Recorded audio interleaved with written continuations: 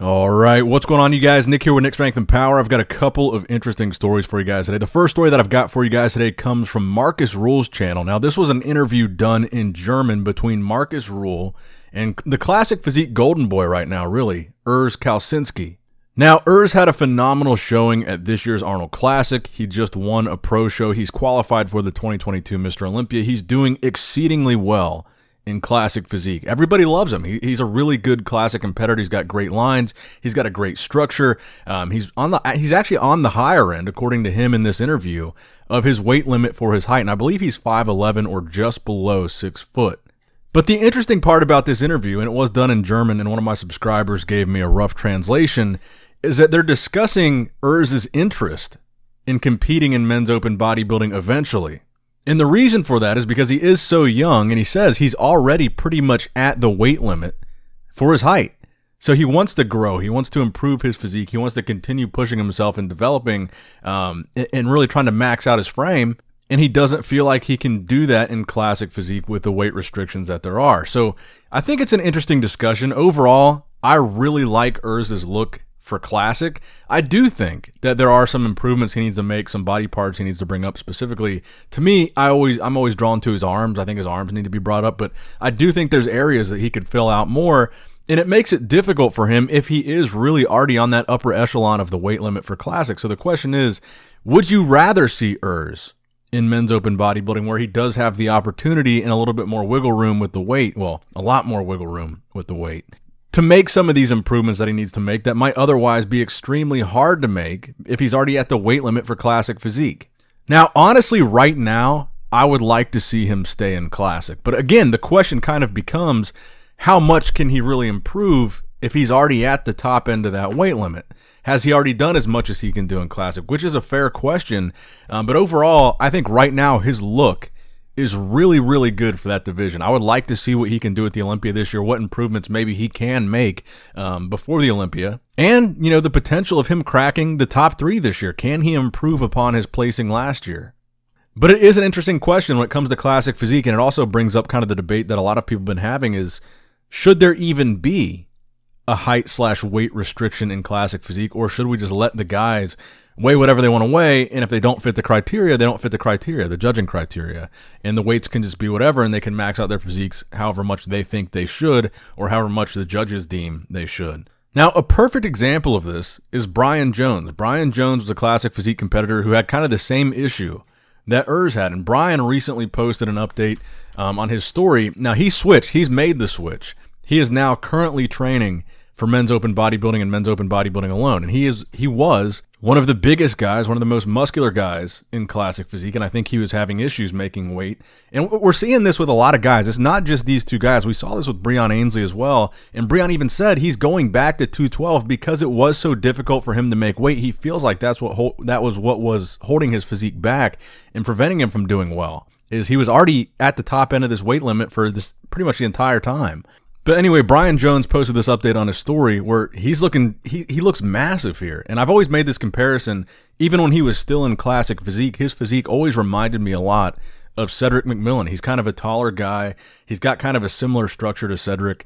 His posing is very good, obviously coming from a classic physique background. And that's kind of the role that I can see him filling when he switches to men's open bodybuilding. That's kind of where I think he'll be. So this was the recent update, but he hasn't posted many physique updates on his actual page. This was the latest update from back in March, which was right at the beginning of where he made the commitment to switch to men's open bodybuilding and try to put on size. So you can see kind of what his baseline was in these older physique updates, and you can kind of see what I'm talking about with that parallel drawn, like with a Cedric McMillan type of physique. And I wonder if we're going to see more of this happen. I think there's a lot more guys than we realize right now that are maxed out at the classic physique weight limit that might switch to men's open bodybuilding. And I still think that there is a very real potential that we'll see Chris Bumstead compete in a men's open bodybuilding show one day. I really think that's going to happen. And in these updates, Bryan Jones is weighing 244 pounds. And again, this was back in March. And that reminds me, like this weekend, we just saw another example of this. Fabian Larabia, the classic physique guy who had been prior qualified for the classic physique Olympia, he was a top-level classic guy, made his debut in men's open bodybuilding at the Puerto Rico Pro, which I want to get to here. I want to talk about Hassan Mustafa.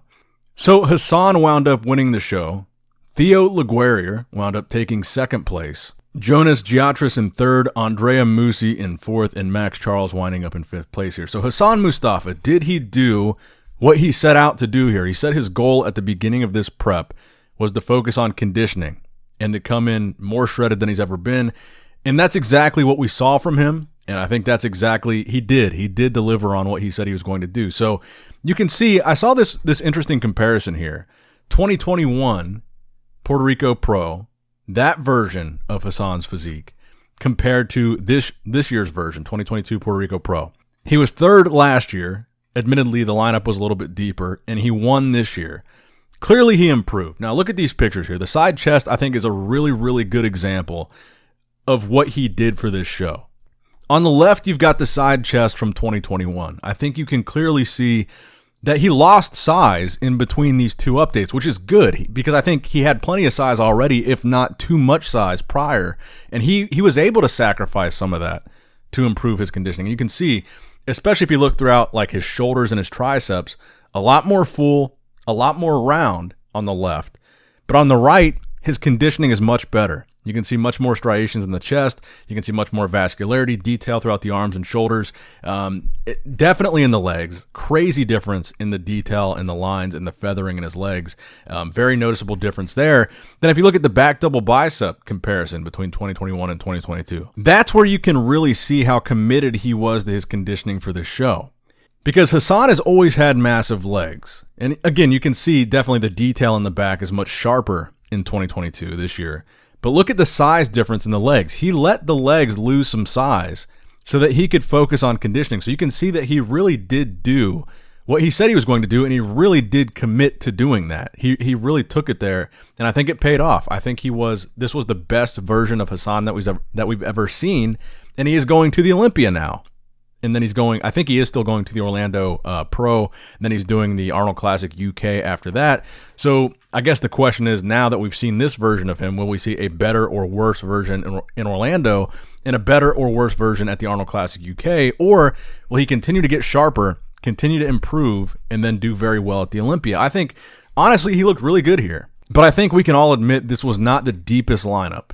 And while his conditioning was good, I feel like he still needs to be even sharper than this to do well on the Olympia stage. And the other thing too, and I talked about this before, I noticed his midsection a lot. I thought it looked better here, but I'm starting to think at this point maybe it's more just a structural thing and not so much trying to carb load or eat too much food. His midsection just gives him a blocky look to his physique. So to overcome that, he almost needs to have like a distracting level of conditioning.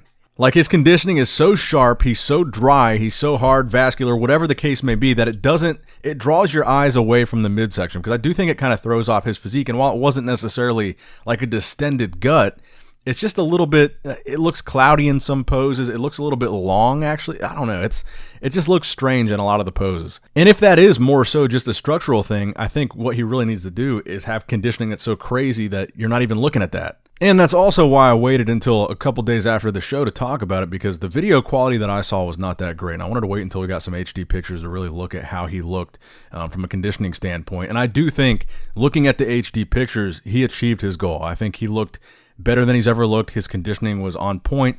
But I will say, on the Olympia level, I still think there's improvements that can be made for how sharp he was, how detailed he was, especially in the glutes and the hamstrings and lower back.